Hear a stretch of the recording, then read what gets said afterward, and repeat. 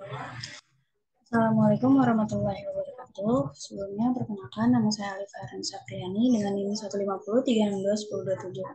Pada kesempatan kali ini saya akan mempresentasikan hasil tugas individu pada mata kuliah strategi dan media pembelajaran, yaitu analisis model pembelajaran pada mata pelajaran di SMK.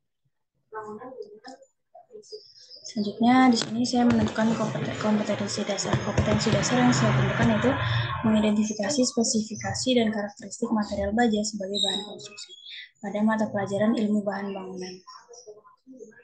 Lalu analisis isi atau konten dari materinya itu pertama ada dari KD mengidentifikasi spesifikasi dan karakteristik material baja sebagai bahan konstruksi, yaitu di sini saya menjelaskan bagaimana karakteristik dari material baja sendiri yang digunakan sebagai bahan material konstruksi, baik untuk konstruksi bangunan, rumah, konstruksi jalan raya, rel kereta api, dan sebagainya.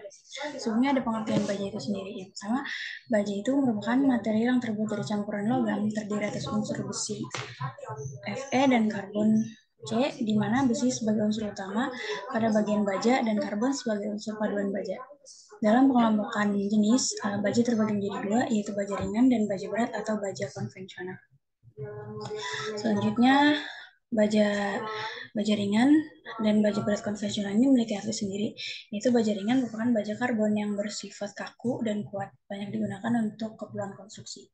Seperti contohnya ada rangka atap sebagai rangka mobil, peralatan listrik, dan senjata api. Dan untuk baja berat atau konvensional sendiri merupakan baja yang memiliki kekuatan tinggi dibandingkan baja ringan. Nah, baja berat ini sering ditemukan pada konstruksi rangka untuk pembuatan bangunan sehingga menjadi lebih kokoh. Nah, berdasarkan unsurnya, baja itu terbagi menjadi tiga, ada baja paduan tinggi, baja paduan sedang, dan baja paduan rendah. Lalu untuk berat jenis baja untuk mengukur kekuatannya itu mulai dari berat jenis baja 34, 37, 41, 50, dan 55. Itu masing-masing memiliki tegangan tarik atau tegangan ultimate dengan lambang Fu dan tegangan lelehnya atau lambang Fy. Lalu ada jenis profil baja, diantaranya itu ada profil WF, ada profil C atau kanal, ada profil L atau siku, ada profil T, ada profil H, dan ada profil lainnya. Di sebelah kanan ini merupakan contoh-contoh dari profil baja dari beberapa jenis profil baja yang sudah disebutkan tadi. Lalu sering berkembangnya zaman, maka dibutuhkan material yang baik, efisiensi dalam waktu dan biaya, serta kuat dan aman. Maka material baja ini merupakan material yang bisa digunakan.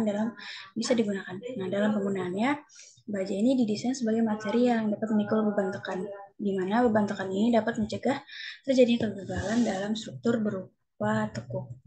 Lalu di antara kelebihan dari material baja itu sendiri, yaitu material baja ini memiliki kekuatan yang tinggi, lalu memiliki bobot yang ringan, memiliki kekakuan, serta memiliki duktilitas yang tinggi dan tahan terhadap koresi.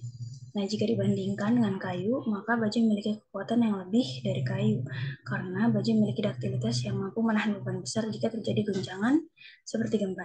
Nah, oleh karena itu, material baja memang lebih unggul dibandingkan material seperti kayu dan beton, terutama untuk struktur bangunan. Lalu diantaranya penggunaan baja dimanfaatkan sebagai pembangunan jalan dan rel, konstruksi bangunan, ada infrastruktur bangunan seperti jembatan, dan yang lainnya.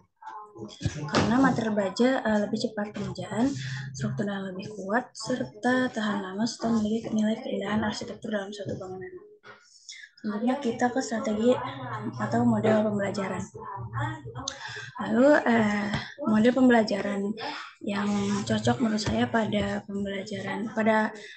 KD ini yaitu model pembelajaran problem based learning atau PBL.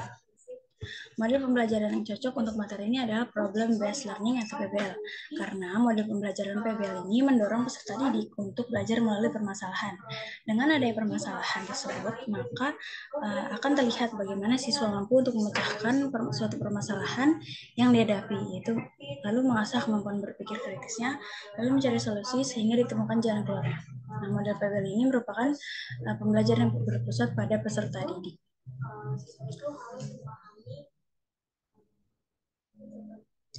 Nah, pada proses pembelajaran PBL ini terdapat beberapa tahapan. Di antaranya yang pertama itu peserta didik diberikan suatu masalah yang nyata. Lalu yang kedua itu ada peserta didik. Peserta didik bekerja untuk menyelesaikan masalah dengan menggunakan kemampuan berpikir, kemampuan analisis, dan kemampuan pemecahan masalah, serta kreativitasnya. Lalu pada tahap ketiga yaitu setelah ditemukan solusi, maka akan mencapai puncak pemecahan masalahnya dan mendapatkan sebuah hasil yang nyata.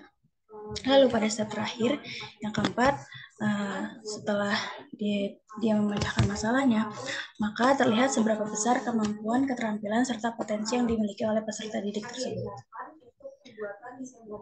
Nah, karena model pembelajaran PBL ini mampu meningkatkan kompetensi siswa dalam kemampuan pemecahan suatu masalah, nah, diberikan contoh yang berasal dari jurnal.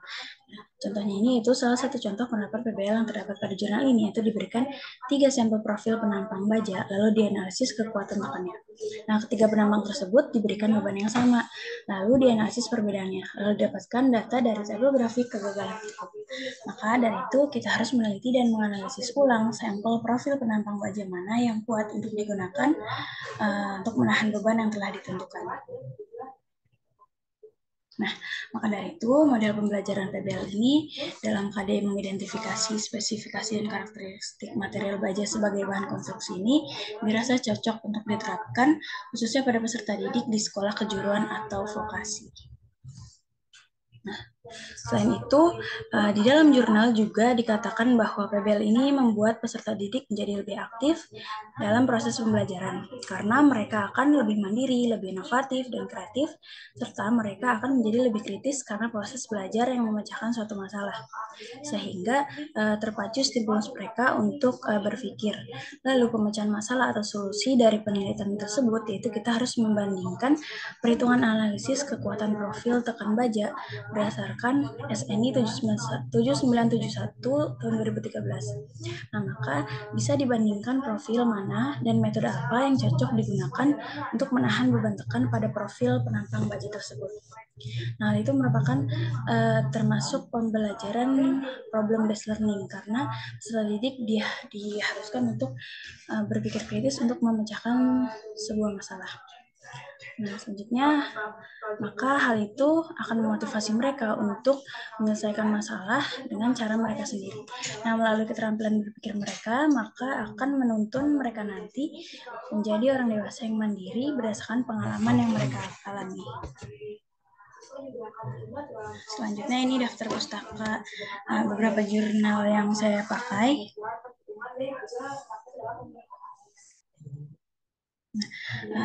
Terima kasih atas partisipasinya. Demikian yang dapat saya sampaikan. Wassalamualaikum warahmatullahi wabarakatuh. Yang harus diperhatikan dalam merancang